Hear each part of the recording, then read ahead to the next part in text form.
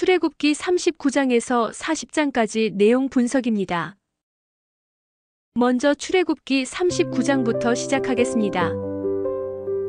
출애굽기 39장은 성막과 제사장 의복의 제작에 관한 내용을 담고 있습니다. 이 장은 하나님께서 이스라엘 백성과의 관계를 어떻게 맺어가시는지를 보여주며 제사장의 역할과 그들의 의복이 얼마나 중요한지를 강조합니다. 내용을 분석해 설명을 드리겠습니다. 1절로 7절 제사장 의복의 제작. 모세는 제사장 의복을 만들기 위해 이스라엘 백성이 자원하여 가져온 재료로 시작합니다. 제사장 의복은 주로 금, 푸른 실, 자주색 실, 홍색 실 그리고 가는 배실로 구성됩니다. 여기서 제사장 의복은 하나님과 백성 간의 중재자로서의 제사장 역할을 상징합니다. 제사장 의복은 그들의 신성한 직무를 나타내며 하나님께 나아가기 위한 준비와 헌신의 중요성을 보여줍니다. 이 절들은 제사장이 하나님 앞에서 행해야 할 의무와 그 의복이 갖는 상징적 의미를 강조합니다. 8절로 21절 애복과 흉패. 제사장의 애복과 흉패에 대한 제작 과정이 구체적으로 설명됩니다. 에봇은 2개의 어깨에 착용되며 그 위에 12개의 보석이 붙어 있습니다.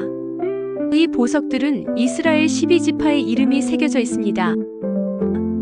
흉패는 제사장이 하나님의 뜻을 묻기 위해 사용하는 기구로 그 안에는 우림과 둠밈이 들어 있습니다.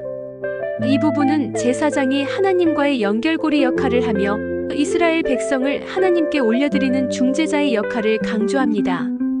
이러한 요소들은 제사장이 하나님과 백성 간의 관계를 유지하는 데 필수적인 역할을 한다는 것을 보여줍니다. 22절로 26절 제사장 의복의 완성. 제사장의 의복이 완성되고 그 의복의 세부 사항이 설명됩니다. 제사장 의복은 화려하고 정교하게 만들어졌으며 그 자체로 하나님께 드리는 경배와 헌신을 나타냅니다. 이 의복은 제사장이 하나님의 임재 앞에서 수행할 직무에 적합하게 설계되었습니다.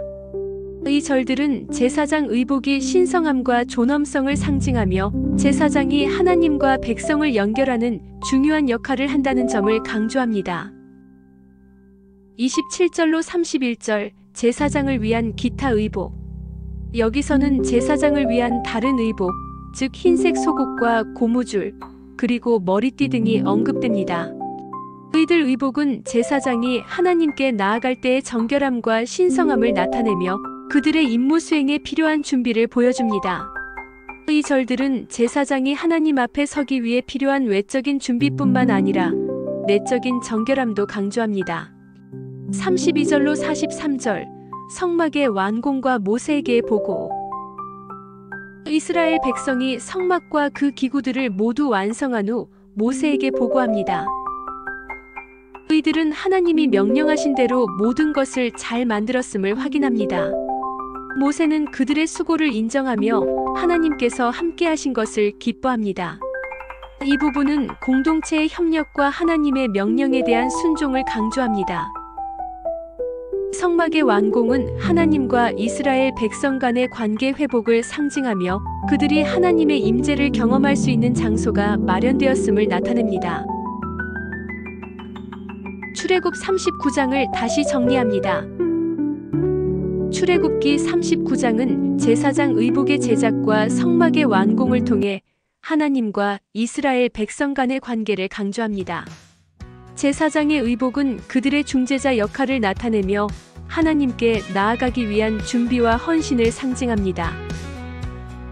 성막의 완공은 하나님께서 이스라엘 백성과 함께 하시겠다는 약속의 성취로 그들이 하나님과의 관계를 회복하는 중요한 사건입니다. 이 장은 현대 신앙인들에게도 하나님과의 관계를 깊게 하고 공동체의 협력과 헌신의 중요성을 일깨워주는 교훈을 제공합니다. 하나님께서 주신 명령에 대한 순종과 그의 사역에 참여하는 것이 얼마나 중요한지를 다시 한번 생각하게 합니다.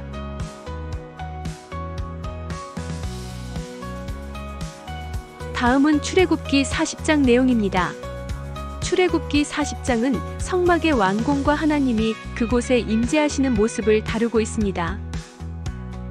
이 장은 이스라엘 백성과 하나님 간의 관계 회복을 상징적으로 보여주며 성막이 하나님과의 만남의 장소로서의 중요성을 강조합니다. 내용을 절별로 분석하겠습니다. 1절로 8절 성막 세우기. 하나님은 모세에게 첫째 달 첫날에 성막을 세우라고 명령하십니다. 모세는 성막을 세우고 그 안에 모든 기구와 장비를 배치합니다. 이 절들은 성막이 단순한 건축물이 아니라 하나님과 이스라엘 백성 간의 관계를 나타내는 장소임을 강조합니다. 성막의 세우기는 하나님이 이스라엘 백성과 함께 하시겠다는 약속의 상징입니다. 또한 이 과정은 하나님이 주신 명령에 대한 순종을 나타내며 모세의 리더십과 헌신이 중요한 역할을 함을 보여줍니다. 9절로 15절 기름 부음과 제사장 성별. 모세는 성막과 그 기구들 그리고 제사장들에게 기름을 부어 그들을 성별합니다. 이는 그들이 하나님께 바쳐진 특별한 존재임을 나타냅니다. 기름 부음은 성막과 제사장들의 신성함을 강조하며 하나님이 그들을 통해 백성과 관계를 맺으시겠다는 뜻을 나타냅니다. 이 절들은 제사장 직무의 중요성과 하나님께서 그들을 어떻게 사용하시겠다는 의도를 명확히 합니다. 제사장들은 하나님과 백성 간의 중재자로서의 역할을 수행할 준비가 되어야 합니다. 16절로 33절 성막의 완성. 모세는 모든 것을 하나님이 명령하신 대로 완성합니다. 성막의 모든 기구가 제자리에 배치되고 성막이 준비됩니다. 이 부분에서는 성막의 각 부분과 기구의 배치가 어떻게 이루어지는지에 대한 세부 사항이 언급됩니다. 이는 하나님께서 주신 지시를 철저히 따르는 것이 얼마나 중요한지를 강조합니다. 성막의 완성은 하나님과 이스라엘 백성 간의 관계가 회복되었음을 의미하며 그들이 하나님과의 만남을 경험할 준비가 되었음을 알려줍니다. 34절로 38절 하나님의 임재. 성막이 완공된 후 구름이 성막에 덮이고 하나님의 영광이 그곳에 충만하게 임합니다. 이 장면은 하나님이 그들과 함께 하신다는 강력한 상징이며 성막이 하나님과 이스라엘 백성 간의 만남의 장소로서 기능하게 됩니다. 구름이 성막 위에 머물러 있는 동안 이스라엘 백성은 이동하지 않고 그곳에 머물러 있어야 했습니다. 이는 하나님의 인도하심을 따르는 삶의 중요성을 나타내며 하나님과의 관계에서 순종이 얼마나 중요한지를 일깨워줍니다. 출애굽 40장을 다시 정리합니다. 출애굽기 40장은 성막의 완공과 하나님의 임재를 통해 이스라엘 백성과 하나님 간의 관계를 강조합니다. 성막은 하나님과의 만남의 장소로서 그들의 신앙생활의 중심이 됩니다. 또한 제사장들의 성별과 그들의 역할은 하나님과의 관계에서 중재자의 중요성을 나타냅니다. 성막에 임한 하나님의 영광은 그들이 하나님과 함께 하신다는 약속의 성취를 의미합니다. 이 장은 현대 신앙인들에게도 하나님과의 관계를 깊게 하고 그분의 인도하심을 따르는 삶의 중요성을 다시 한번 일깨워주는 교훈을 제공합니다. 하나님께서 주신 명령에 대한 순종과 그의 사역에 참여하는 것이 얼마나 중요한지를 생각하게 합니다.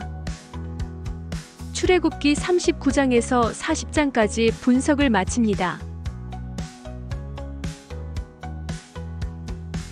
다음은 출애굽기 1장부터 마지막 장인 40장까지의 전체 내용을 간추려 설명드려 보겠습니다. 성경의 출애굽기 전체 내용은 이스라엘 민족이 애굽에서 노예로 살다가 모세의 인도로 애굽을 탈출하여 자유를 찾는 이야기입니다. 모세는 아브라함의 손자이며 이스라엘 민족의 지도자로 하나님이 선택을 합니다. 그는 애굽 왕 바로에게 이스라엘 민족의 해방을 요구하지만 바로는 이를 거절하고 이스라엘 민족을 더욱 탄압합니다. 이스라엘 민족은 모세의 인도 아래 애굽을 탈출하여 홍해를 건너고 사막을 지나 가나안 땅으로 향합니다. 이 과정에서 여러 가지 어려움과 고난을 겪지만 하나님의 도움으로 이를 극복합니다. 출애굽기는 이스라엘 민족의 역사와 신앙을 담고 있으며 기독교 세계의 중요한 경전 중 하나입니다. 이상 출애굽기 전체를 분석하여 요약하였습니다. 출애굽기를 이해하는 데 큰 도움이 되었기를 바랍니다. 지금까지 출애굽 40장을 마지막으로 해서 출애굽기 분석을 모두 마칩니다. 그동안 경청해 주셔서 감사합니다. 이 글과 동영상을 만들며 수고하신 제작자에게 감사하다고 구독과 좋아요를 한번 눌러주세요. 예, 감사합니다. 을사년 새해 복 많이 받으세요.